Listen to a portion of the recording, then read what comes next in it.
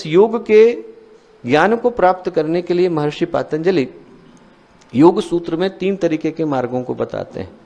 पहला मार्ग जो पातंजलि बताते हैं वो है पहले अध्याय का 12वां सूत्र, अभ्यास और वैराग्य। यदि आपके अंदर वीतरागता है, यदि आपका मन अंदर से शांत हो गया है, यदि आप राग और द्वेष से परे चले गए हैं, यदि आप उपराम हो गए हैं, यदि आप शम दम उपरति को छोड़ करके मन के अंदर, चित्त के अंदर ठहर गए हैं, स्थिर हो गए हैं, न राग आपको प्रभावित करता है, न द्वेष करता है, न स्वार्थ करता है, न अहंकार करता है, न सुख करता है, न दुख करता है, और ये सीजन की तरह से आते हैं, चले जाते हैं, मौसमों की तरह से आते हैं और बदल जाते हैं, पर आप अंदर से नहीं बदलते, तो वो कहते हैं कि तब आपको और कुछ करने की आवश्यकता नहीं है, बाकी की किताब आप उठा करके रख दीजिए। Rest of the Yoga Sutra does not belong to you. आप अपने घर जाइए, आपके पास यदि वैराग्य है तो आपको मात्र अभ्यास करने की आवश्यकता है। और अभ्यास को पातंजलि कहते हैं 3 तरीके से, दीर्घकालिकता, निरंतरता और व्यग्रता। 3 चीजें यदि आपके अंदर हैं तो आपके अंदर अभ्यास है, दीर्घकालिकता, निरंतरता, व्यग्रता। दूसरे योगियों के लिए पातंजलि कहते हैं तप स्वाध्याय ईश्वर प्रणिधान, क्रिया योग, तप स्वाध्याय ईश्वर प्रणिधान। और तीसरा अष्टांग योग, उसमें कहते हैं यम नियम, आसन प्राणायाम, प्रत्याहार, धारणा, ध्यान और समाधि।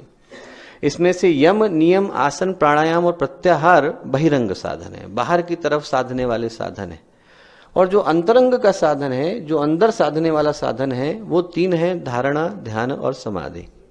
इसमें से धारणा पहला है और विभूतिपाद का भी पहला सूत्र है।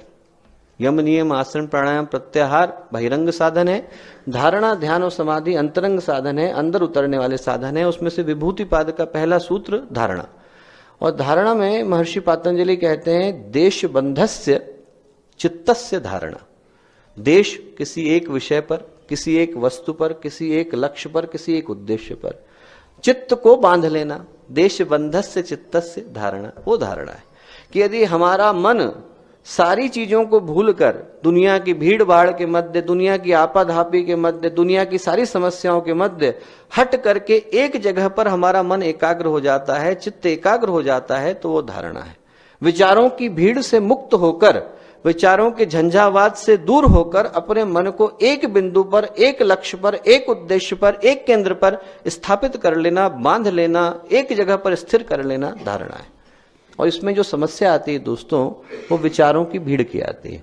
हम लोग देखें तो हमारा मन हमें जितना उलझाता है उतना और कोई नहीं उलझाता। हर व्यक्ति अपने विचारों की भीड़ से परेशान है, संतप्त है, विक्षिप्त है। आप एक दिन सड़क पर खड़े हो जाइए और लोगों को आते जाते देखिए, बड़े बड़े शहरों में चले जाइए और आते जाते देखिए, सामने रोड से हट करके उस व्यक्ति को आते जाते देखिए। आदमी अपने आप से बहस कर रहा है, उसके चेहरे पे भाव आ रहे हैं, अपने आप से बात कर रहा है, अपने आप से मुस्कुरा रहा है, अपने आप से लड़ रहा है, रो भी रहा है, परेशान भी हो रहा है, भौएं भी जा रही हैं, ऊपर नीचे को जा रही हैं। किससे बात कर रहा है आदमी और क्यों कर रहा है? ये आदमी जो है अपने आप ही, अपने ही विचारों से संतप्त है। जिनको हम लोग विक्षिप्त कहते हैं, जिसको पातंजलि ने कहा क्षिप्त, वो एक्चुअल में वो लोग हैं जो उस तरफ गए और लौट करके नहीं आ पाए। सामान्य व्यक्ति में और विक्षिप्त व्यक्ति में सिर्फ तीव्रता का अंतर है। अभी आदमी को क्रोध आ जाए, अभी आदमी को उन्माद आ जाए तो आदमी मानवता भूल जाएगा, पागलपन उसके ऊपर हावी हो जाएगा, घर का सामान तोड़ने लगेगा, चीजें बखेरने लगेगा, इधर उधर सामान करने लगेगा। वही व्यक्ति है, उसके अंदर पागलपन आ गया। और वो व्यक्ति जो उस तरफ गया, लौट करके नहीं आया, परमानेंट पागल हो जाता है। जो लौट करके आ जाता है सामान्य जीवन को गुजारता रहता है। और जो चीज हमारे जीवन में विक्षिप्तता लाती है दोस्तों, जो चीज हमारे जीवन में उन्माद लाती है, वो है विचारों की भीड़।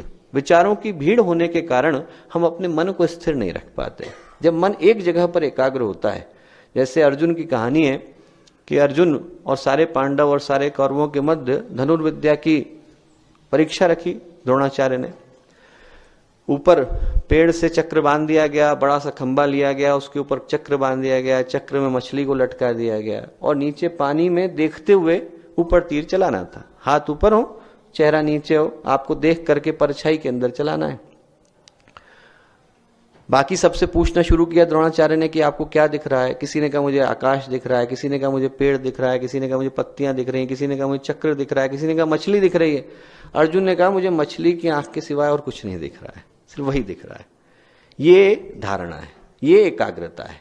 यदि मन एक जगह पर एक बिंदु पर स्थिर हो जाता है और उसके अलावा हमें कुछ नहीं दिखाई पड़ता, सिर्फ वही दिखाई पड़ता है। गुरुदेव का काम है, हम वहीं पर एकाग्र हो जाते हैं, उनके पैर हैं हम उसी पर एकाग्र हो जाते हैं, उनके विचार हैं हम उसी पर एकाग्र हो जाते हैं, उनका दिया हुआ चिंतन है, उनका दिया हुआ दर्शन है, उनके दिए हुए क्रियाकलाप है, उनकी दी हुई गतिविधियां हैं, उसी पे हम एकाग्र हो जाते हैं। किसी और साधना की आवश्यकता नहीं है, धारणा हमारे जीवन में घटने लगती है।